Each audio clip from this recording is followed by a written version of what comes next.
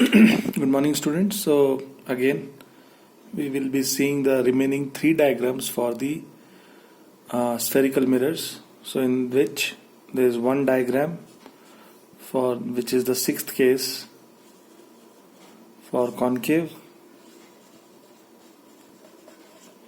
and there will be two more diagrams for convex. So what is the common factor between these three diagrams? All these three diagrams are virtual and erect. तो अभी तक हमने पहले 5 diagram देखे थे, वो real and inverted थे, real and inverted. अभी ये 3 डायग्राम ये वर्चुअल एंड इरेक्ट है. तो वर्चुअल एंड इरेक्ट आपको याद होगा, वो डिफरेंस पे ही हमने समझाया था. They actually do not intersect, they actually do not intersect but appears to be. तो आपको उसको याद है, dot dot dot dot dot dot dot करके दिखाना है बैक साइड में. सो जो रिफ्लेक्टेड रेज है उनको बैकवर्ड की तरफ ट्रेस करना है, then you will see that the virtual image. So I think ये थ्योरी एंड बैकग्राउंड के साथ लेट अस स्टार्ट. तो आपको याद होगा हमारा कॉनकेव में 5 केसेस हो चुके हैं. कॉनकेव मिरर के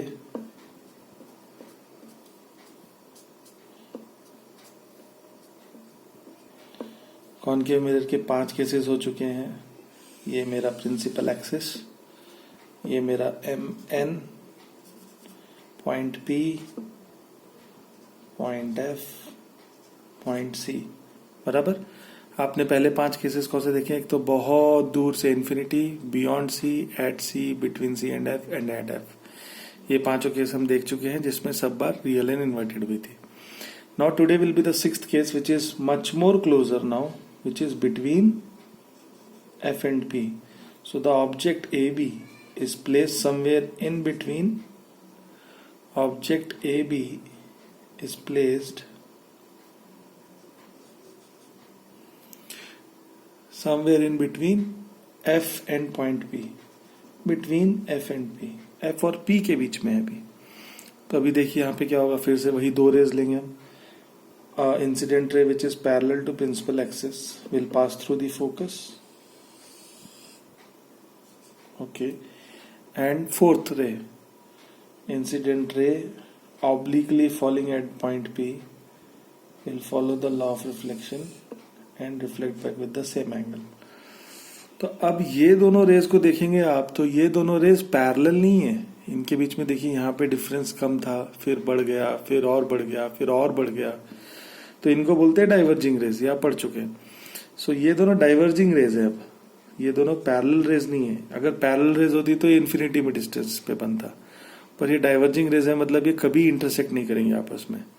तो फिर इमेज किधर बनेगी? क्योंकि ये कभी इंटरसेक्ट नहीं करेंगे इसलिए अपीयर्स टू बी, टिक टिक टिक. तो ऐसा लगेगा कि हमें पीछे की तरफ कहीं तो एक ऐसा पॉइंट होगा जहां पे ये इंटरसेक्ट करेंगे. तो ये पॉइंट पे इमेज बनेगा A डैश B डैश. तो देखा क्यों वर्चुअल एंड इरेक्ट? क्योंकि ये जो पॉइंट A है ये वर्चुअली हम लोग पीछे ले गए, और ये इरेक्ट क्यों? क्योंकि पॉइंट A अभी भी ऊपर है, पहले भी ऊपर था और अभी भी ऊपर ही है. जनरली अभी तक आपको 5 केसेस का याद होगा, पॉइंट हमेशा A ऊपर था पर हर बार नीचे की तरफ बना है A dash, real and inverted. So I think this is much clear. So if I say what is nature position size NPS, so इसका नेचर है वर्चुअल एंड डायरेक्ट, क्योंकि एक्चुअल में रेज मीट नहीं कर रही है. पोजीशन क्या है? Behind the mirror, behind the mirror. Okay. And what is the size? दिख रहा है आपको? साइज बड़ा हो गया है, एनलार्ज्ड या मैग्नीफाइड. आपको जो वर्ड यूज करना है आप कर सकते हैं, एनलार्ज और मैग्नीफाइड.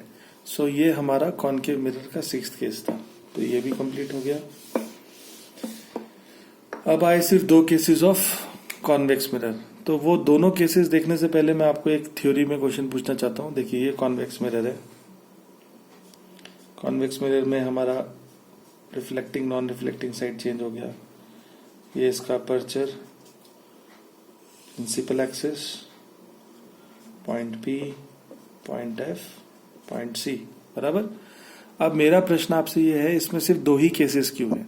जैसे कॉनकेव मिरर में 6 केसेस थे, infinity, very far, beyond C, at C, between C and F, at F, between F and P. तो इसमें क्यों नहीं है? इसमें सिर्फ 2 ही केसेस क्यों हैं? तो देखिए, अगर आप ध्यान से देखेंगे तो इसमें पॉइंट एफ और पॉइंट सी दोनों आपके राइट हैंड साइड पे है, मतलब नॉन रिफ्लेक्टिंग साइड पे। तो इन सब केसेस का कोई मतलब ही नहीं रह जाता है, between C, at C, between C and F, beyond C, क्योंकि ये तो इस तरफ है। इधर हमारा जो ऑब्जेक्ट है वो इस तरफ ही हो सकता है, तो इस तरफ 2 ही केसेस है, पहला वेरी फार, दूसरा anywhere in front of the mirror. तो इसके लिए यही 2 केसेस बनते हैं। तो आई थिंक आपको ये आइडिया समझ में आ गया होगा क्यों 2 ही केसेस हैं।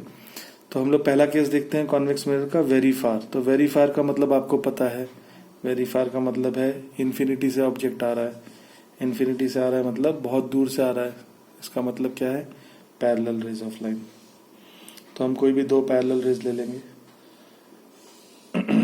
और आपको रूल्स पता है, if the incident ray is parallel to the principal axis then the reflected ray appears to be, तो वो एक्चुअली डाइवर्जिंग रे रहती है। ये देखिए, हमारी इंसिडेंट रे कौन सी है? ये वाली। रिफ्लेक्टेड रे कौन सी है? ये वाली। तो अब ये और ये कभी भी आपस में मिलेंगी क्या? नहीं, ये दोनों डाइवर्जिंग रेज है, ये दोनों डाइवर्जिंग रेज है, कभी नहीं मिलेंगी। इसलिए टिक टिक टिक टिक टिक टिक टिक टिक टिक टिक, तो ऐसा लगता है कि एक ही पॉइंट पे आके मिलेंगी, और वो पॉइंट क्या है? एफ। तो इसके लिए हमारा कॉन्वेक्स का पहला, when the object is at very far distance, what is the nature of the image? वापिस virtual and direct. What is the position of the image at f? What is the size of the image? Highly diminished और point size, बहुत छोटू सा। ठीक है, convex mirror का पहला diagram हो गया। ओके, अब मैं आपको कॉन्वेक्स का दूसरा डायग्राम बताता हूँ। Convex mirror,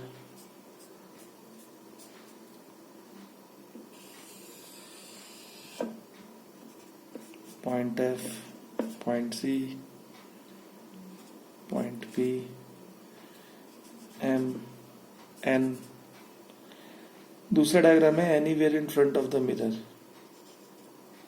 anywhere in front of the mirror, कहीं भी मिरर के सामने पॉइंट ए बी, एक ऑब्जेक्ट है ए बी। तो पहली रे हम बनाएंगे parallel to principal axis, incident ray parallel to principal axis. क्या होगी? टकराने के बाद it will go in this particular direction, बराबर। ये इंसिडेंट रे है, ये रिफ्लेक्टेड रे है। सिमिलरली एक दूसरी रे लेते हैं। कौन सी दूसरी रे है? ध्यान है आपको,